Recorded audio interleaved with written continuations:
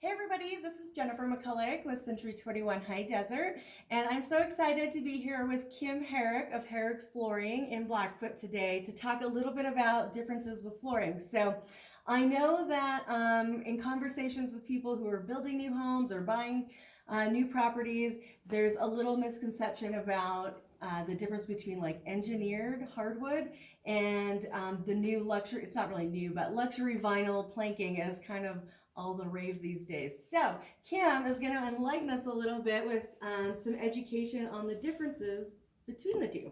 Okay, so this is product here that I'm pointing at now is actually it's an engineered wood.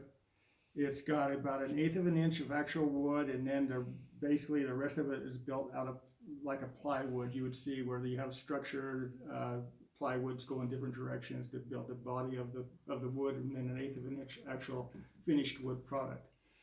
So that's the engineered wood. Now this is an LVP, and the LVP is basically a vinyl top that's then it has a plastic core. The nice thing about the LVP is it's waterproof. You cannot damage this with water. You could immerse it in water for several days and it wouldn't affect it whatsoever. So Kim, tell us a little bit about the cost difference between the two, because obviously when you're looking at this, I mean, they look very, very similar. It's very hard to tell the difference between them. Exactly. So basically, wood is cost is dependent on what kind of wood you're looking at. Exotic woods are obviously more expensive than some oaks or some maples or some less expensive wood. So the more exotic you get, the costs go up with that type of wood. So LVP, they basically can copy an exotic wood or they can copy a basic wood to make it look the same, but their price point doesn't change. So if you're looking for an exotic wood, you're definitely going to save quite a bit of money on an LVP than you are on an engineered wood. But LVP is less expensive no matter what. LVP averages anywhere from $4 to $5.50 a square foot. And exotic wood, you could be all the way up to $12 to $14 a square foot for that same look. And that's prior to installation, so you'd also have the cost Yeah, of the install on the LVP. Our store is at $2 a square foot. Some stores may vary from that, and then the engineered wood would be $3.50 a square foot. So that does go up in cost on the installation end too. Yeah. So a couple benefits. I know everybody loves real hardwood floors.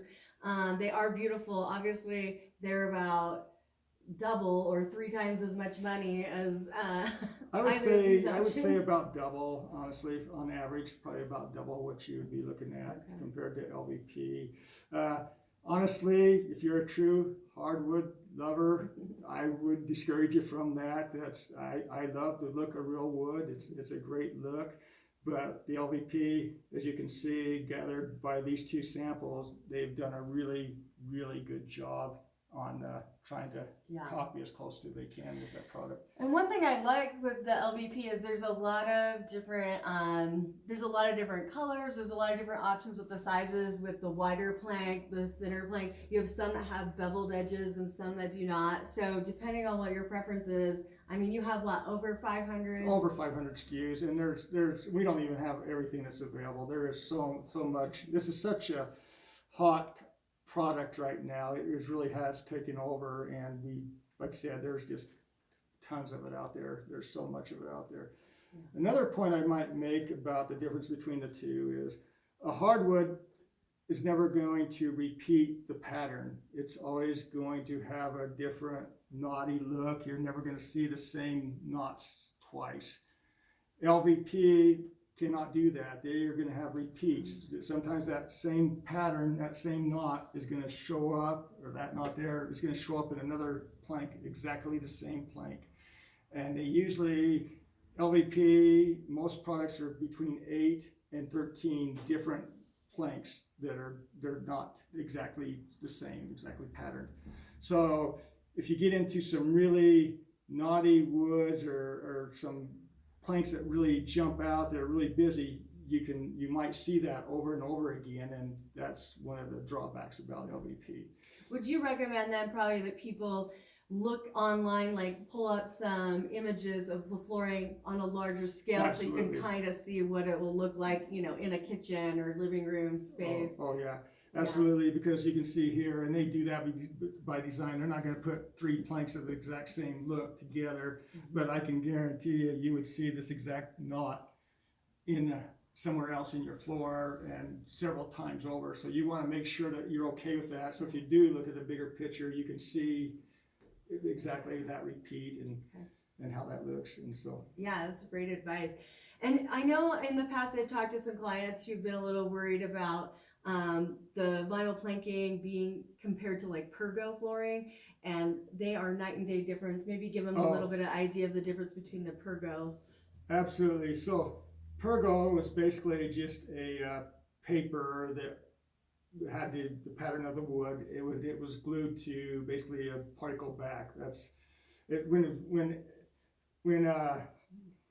laminate, I guess that Pergo is kind of, everybody calls Pergo laminate. They call it Pergo meaning laminate. But laminate products, when they first came out, they were actually real laminate like you would have on a countertop. That's what the pattern was. It was actually a real eighth, just under, well, it's about a 1/16 of an inch thick actual laminate that was glued to the base of the particle board that they would pressure glue it to. Then they started getting it really cheap, and it got as thin as paper. So when they started cheapening it up and getting as thin as paper, it was basically just a paper that was glued to the particle backing. Water is the worst thing for laminate out there. Water will destroy a laminate in no time, and just splashing over time, if it's not wiped up fairly quick, can cause the seams to pucker. You can see the seams, and I'm sure everybody that's had laminate out there knows that, because it was one of the biggest problems. That you could catch your seams puckering, and it wasn't a lot of water, and so water's not good for laminate. LVP, the vinyl planking, is 100% waterproof. The seams will never pucker, no matter how much water you might spill, walking with snow on your feet. It's not going to hurt. It's not going to hurt those seams, or the product. Obviously, floods are a different situation. If you flood your house, it's going to totally destroy your wood and your laminate. But it wouldn't matter what. It wouldn't matter. But it won't actually hurt the product. You could actually take this product apart, dry it out, and put it back together again, because it won't hurt the product. But you're going to have other issues with a flood. You're going to have water into your main floor and things that you're going to have to take this apart and dry it out and dry your floor out. But you could, under those circumstances, you could actually take this floor up and try to rebuild it again. If at least the area that was flooded, especially if it's not the entire kitchen. You might be half a kitchen. You might just take it down and put it back together after you dry it out. So that's the nice thing about LVP also.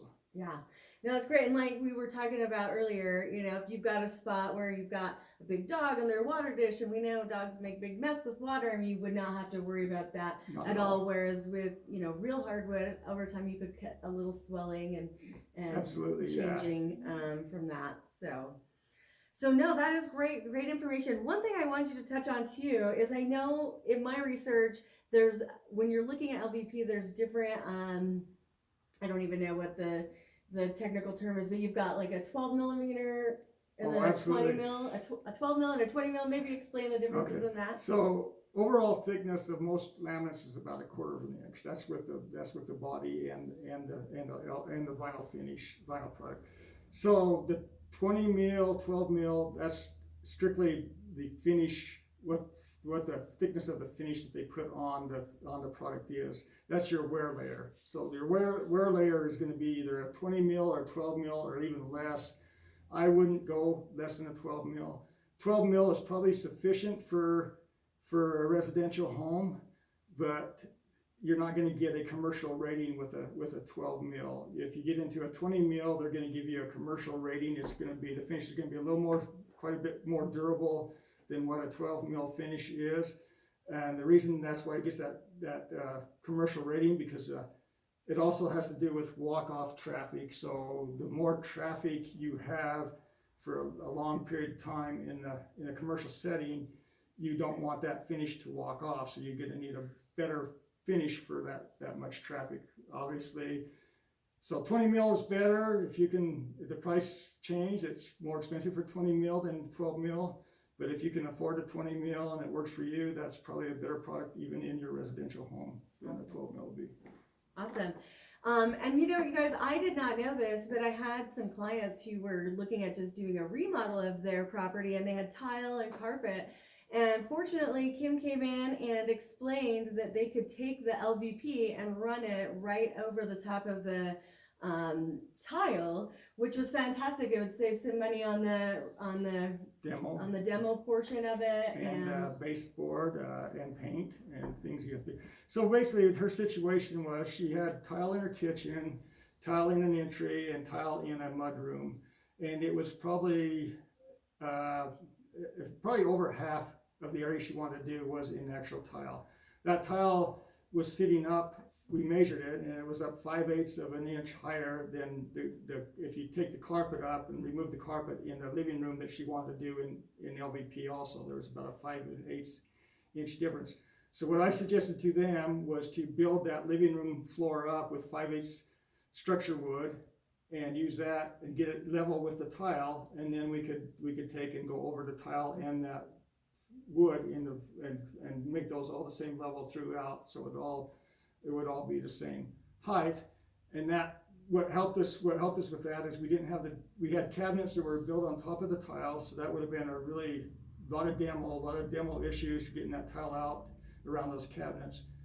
Plus the other thing was well, I know we talked about the trim, the fact that once that trim would come off, you're gonna have a paint line because this would sit a little bit lower. So the LVP is just it was only a 1/4 inch high, and like I said, we were dealing with 5/8 of an inch difference.